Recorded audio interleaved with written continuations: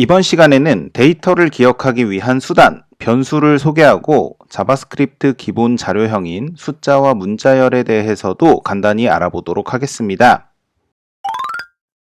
변수를 소개합니다. 변수란 데이터에 붙이는 이름표입니다. 변수를 이용하면 데이터에 이름을 붙일 수가 있고요. 사용자는 이를 필요할 때마다 재사용할 수 있게 됩니다. 아래 변수 만드는 방법이 보이시죠? 변수는 let이라는 키워드를 이용해 만듭니다.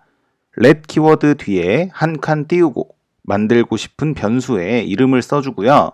이 변수가 어떤 데이터에 붙여질 이름인지를 결정하는 방식으로 만들 수가 있습니다. 이렇게 하면 변수가 생기게 되는데요. 여기에서 포인트는 이렇게 변수가 생성되고 나면 변수를 지정된 데이터 대신 사용할 수 있다는 사실입니다. 변수 만드는 방법을 좀 더 자세하게 알아보겠습니다. 변수를 만드는 작업을 변수의 선언이라고 부르고요. 만들어진 변수에 최초로 데이터를 지정하는 작업은 변수의 초기화라고 부릅니다. 이 과정들은 동시에 진행할 수도 따로 진행할 수도 있는데요. 앞서 본 페이지에서는 동시에 진행한 예시를 확인해 본 거고요. 여기에서는 따로 진행한 예시를 확인해 보겠습니다. 역시나 let을 이용해 변수를 만들어 주고요. let은 변수를 만들겠다 라는 의미로 사용되기 때문에 한 번 let을 통해 변수를 만든 다음에는 같은 변수 이름에 대해 let을 또 사용할 필요가 없어집니다. 이렇게 만들어진 변수에는 후에 기억하고자 하는 데이터를 지정해 줄 수 있고 이때에도 변수는 역시나 해당 데이터 대신 사용할 수 있게 돼요. 변수는 데이터를 기억하기 위해 사용합니다. 변수는 한 번에 하나의 데이터만 기억할 수 있고요. 한 번 기억한 데이터를 계속해서 안고 가는 게 아니라 기억하고 있는 데이터 값을 바꿔가며 사용할 수 있다는 특징이 또 있습니다. 아래 예시에서 보시는 것처럼 변수는 하나인데 데이터를 번갈아 가며 기억하게 할 수 있다라는 이야기입니다. 변수는 데이터에 붙이는 이름표라고 했죠. 자, 그러면 여기에서 중요한 걸 하나 짚고 넘어가겠습니다. 이름표라면 이름이 있어야 할 텐데요. 그 이름은 어떻게 지어주어야 하는 걸까요? 변수의 이름은 기본적으로 짓는 사람 마음대로 지어줄 수가 있습니다. 다만 몇 가지 제약사항이 있으므로 그것들만 잘 지켜가면서 지어주시면 되겠습니다. 아래 제약사항들을 한 번씩 읽어보실 거고요. 변수 이름은 이따가 실습에서 함께 지어보도록 하겠습니다. 자, 여기까지 변수에 대한 설명을 진행해 보았습니다. 설명만 들어봤고 실제 사용해 보지는 않아서 감이 안 오시는 분들 계실 수 있겠지만 실습을 통해 부족한 부분은 채워볼 테니 염려 붙들어 매주세요. 자, 그런데 실습을 진행하기 전에 또 하나 짚고 넘어가야 할 사항이 있죠. 변수가 데이터를 기억하고 데이터 대신 사용될 수 있다 라고 계속 이야기를 해왔는데 도대체 변수에 뭘 기억시킬 수 있다는 말일까요? 그것도 알아봐야죠. 변수는 기본적으로 자바스크립트로 표현할 수 있는 모든 데이터를 기억할 수 있습니다.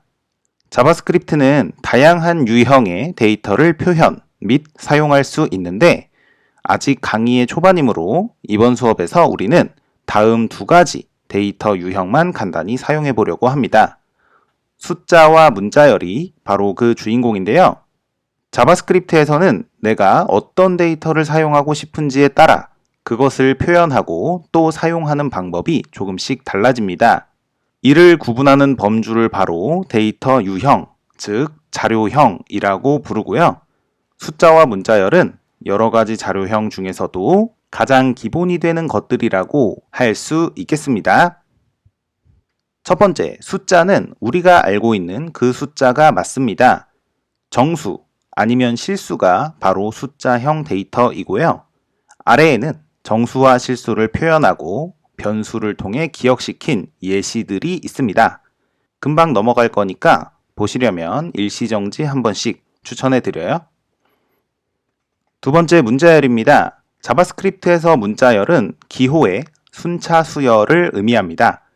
문자, 숫자, 특수 문자 등 다양한 기호를 조합해서 만들 수 있는 기호의 집합으로서 우리에게 좀 더 친숙한 표현을 쓰자면 그냥 문장이라고도 표현할 수 있습니다. 자바스크립트에서 문자열을 표현하는 방법은 따옴표를 이용하는 것인데요. 이것은 규칙이고요. 이때 따옴표는 작은 따옴표를 쓰든 큰 따옴표를 쓰든 상관없습니다. 다만 시작하는 따옴표와 끝나는 따옴표가 같아야 한다는 규칙이 있으니 그 부분만 조금 주의해 주시면 되겠습니다. 오늘따라 이론이 조금 길었던 것 같은데요. 바로 실습 진행해 보도록 하겠습니다. HTML 문서 아무것도 안 써 있는 게 있고요. 자바스크립트 파일 아무것도 안 쓰여 있는 게 있습니다. 이것을 브라우저에서 열면 깨끗한 화면과 깨끗한 콘솔 이렇게 확인하실 수 있고 바로 실습해 보겠습니다. 우리가 직전 영상에서 배운 메소드 중에 콘솔에 로그라는 메소드가 있었죠. 콘솔의 로그를 먼저 사용해 보도록 할게요. 우리 콘솔의 로그라는 메소드는 로그의 괄호 안에 주어진 데이터를 콘솔에다가 기록해둬라 라는 의미의 메소드였습니다. 그래서 여기에다가는 자바스크립트 데이터를 아무거나 넣을 수가 있어요. 그래서 여기에서는 우리가 방금 배운 숫자 또는 문자열을 넣어 보도록 하겠습니다. 숫자 21 한번 넣어 보겠습니다. 제가 좋아하는 숫자고요. 세로 고침하면 21 출력이 되죠. 자바스크립트에서 숫자를 표현할 때는 그냥 그 숫자를 써주면 됩니다. 21이라고 썼는데요. 만약에 음수를 표현하고 싶다. 마이너스 21 써서 출력하면 됩니다. 그렇죠? 그리고 0이라는 숫자도 숫자죠. 출력 잘 되고요. 이번에는 아래에 콘솔 로그 하나를 더 추가해서 실수를 적어 보도록 하겠습니다. 실수를 표현할 때는 우리 똑같이 숫자만 써주면 되는데요. 이때 실수라는 것을 나타낼 수 있는 기호로서 점이 사용이 됩니다. 숫자를 나타내기 위해서 사용되는 점이기 때문에 콘솔 뒤에 메소드를 사용하기 위해 써주는 점과는 조금 차이가 있습니다. 목적이 다른 점인 거죠. 네, 실수도 출력이 잘 되고요. 역시나 숫자를 나타낼 때 앞에 마이너스 기호를 써줄 수 있습니다. 실수에서도 마찬가지. 자, 이렇게가 숫자 데이터인데요. 숫자 말고 문자열이라는 자료형도 있었습니다. 문자열이라는 거는 숫자가 아닌 다른 여러 가지 기호들을 조합해서 문장을 만들고 싶을 때 사용하는 자료형입니다. 그래서 문자열을 표현해 줄 때는 규칙이 있어요. 바로 따옴표로 시작해서 따옴표로 끝난다 입니다. 그런데 이때 따옴표는 무엇을 쓰셔도 상관이 없어요. 다만 시작하는 따옴표와 끝나는 따옴표가 동일해야 한다만 규칙입니다. 따옴표로 시작해서 따옴표로 끝나는 데이터 타입, 자료형이죠. 이것이 문자열이고요. 이 안에는 숫자도 들어갈 수 있고 문자도 들어갈 수 있고 기호도 들어갈 수 있습니다. 네, 보이시죠? 여기에는 내가 적어준 문자열의 내용이 출력되는 게 보이시고요. 두 번째 줄에는 아무것도 안 써서 empty string이라고 나오고 있습니다. empty string을 empty 하지 않게 만들어 볼게요. 그리고 여기에서는 정상적인 문장 아무거나 써보겠습니다. 네, 이렇게 여러분 안녕하세요 라고 제가 썼는데요. 한글도 당연히 문자니까 문자열에 포함이 될 수 있고요. 여러분 안녕하세요 라고 쓰기 위해서 사용한 이 공백도 있죠? 공백도 문자의 멤버 중 하나입니다. 따라서 공백을 이렇게 많이 써주게 되면 이 사이가 벌려진 것을 확인할 수 있습니다. 자, 그리고 문자열은 숫자 말고 문자나 특수기호 등을 합쳐서 이렇게 문장을 만들기 위해 사용하는 데이터 타입이잖아요. 따라서 숫자만 써주는 게 아닌데도 이렇게 따옴표를 사용하지 않죠? 그러면 에러가 납니다. 제대로 된 자료형 표현 방법이 아니기 때문에 이렇게 에러가 발생하는 것입니다. 자, 그리고 이렇게 문자열에 대한 확인을 해봤으니까 이제 변수의 활용에 대해서도 알려드리도록 하겠습니다. 변수라는 건 데이터를 기억하기 위해서 사용하는 것입니다. 변수를 하나 만들어 볼게요. 기본적으로 변수의 이름은 아무렇게나 지어줄 수 있다라고 했습니다. 다만 몇 가지 규칙만 지켜주면 된다 그랬죠? 일단 기본적으로 숫자로 시작하면 안 됩니다. 숫자로 시작하면 이렇게 빨간 줄 나오죠? 근데 숫자로 시작하지 않으면 문제가 없어요.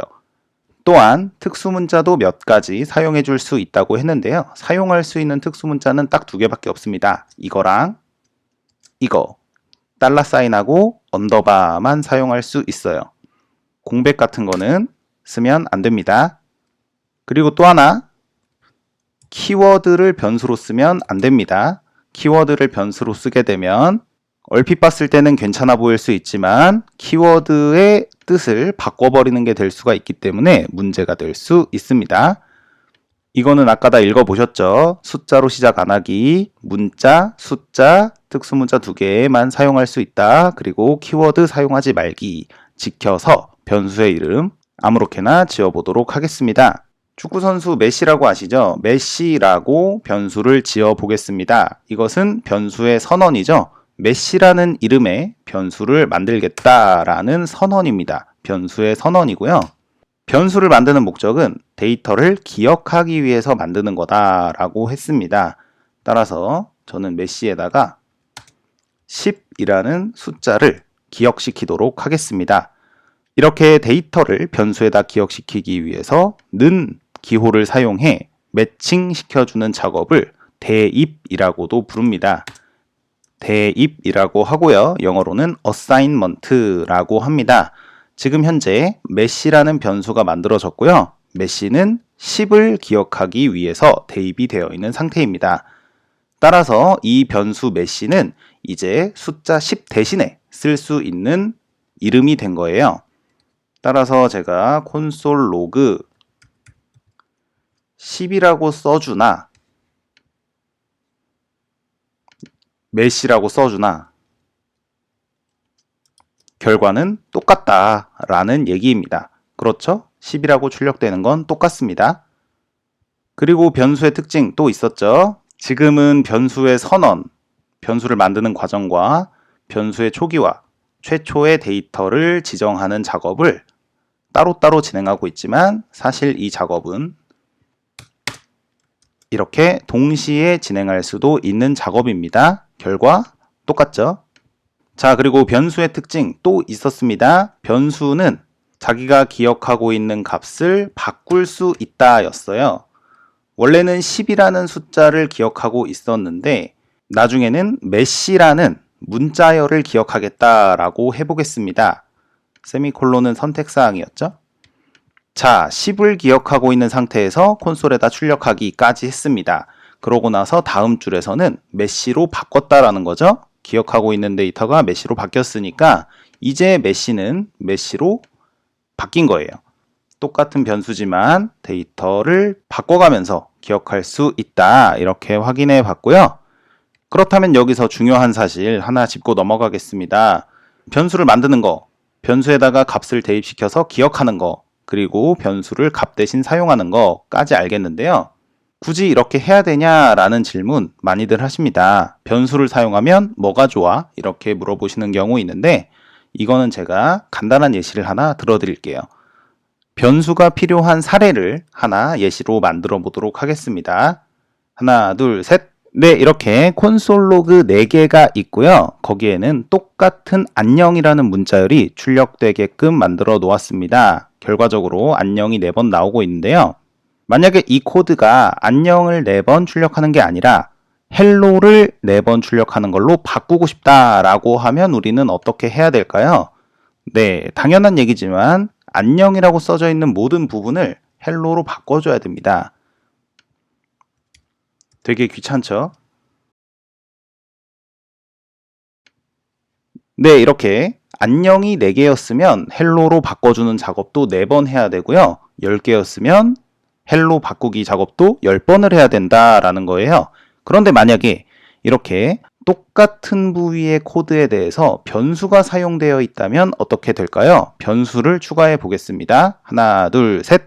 네, greet이라는 변수를 하나 만들고요. 거기에는 hello라는 문자열 데이터를 기억시켜 두었습니다. 그리고 hello라고 쓰는 대신에 그 이름표인 greet을 콘솔 로그에다가 다 집어넣어 놨어요. 그러면 greet은 hello 대신 사용되니까 hello가 출력되는데 문제가 없죠? 근데 만약에 이 hello 4번을 또 안녕 4번으로 바꾸고 싶다? 그러면 이렇게 변수를 쓴 경우에는 hello라고 써져 있는 한 부분에 대해서만 안녕으로 바꿔주는 작업을 하면 됩니다. 그러면 어떻게 해요? 4번 써야 되는 수고가 사라지고 한 번만 쓰면 이렇게 수정할 수 있는 간편한 상황이 되었습니다. 변수를 사용하는 가장 큰 이유는 데이터를 재사용할 수 있다예요. 재사용할 수 있기 때문에 같은 데이터를 여러 번 써야 되는 경우에 상당히 유용하게 활용하실 수가 있습니다. 그리고 이상으로 숫자와 문자열에 대한 간단한 확인, 그리고 변수의 활용에 대해서 실습을 마치도록 하겠습니다. 이번 시간의 내용을 정리합니다. 변수는 데이터를 기억하기 위해 사용하는 수단이었죠. 변수는 한 번에 하나의 데이터를 기억하고요.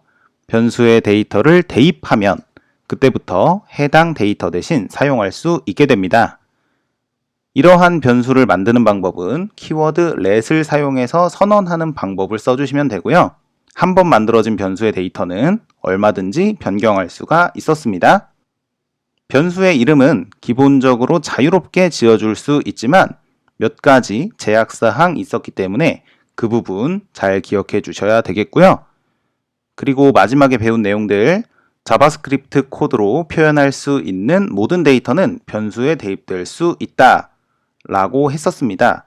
오늘은 숫자와 문자열에 대해서만 학습해 보았습니다. 네, 이상입니다. 이번 수업은 조금 길었는데요. 오늘의 수업은 여기서 마치도록 하겠고요.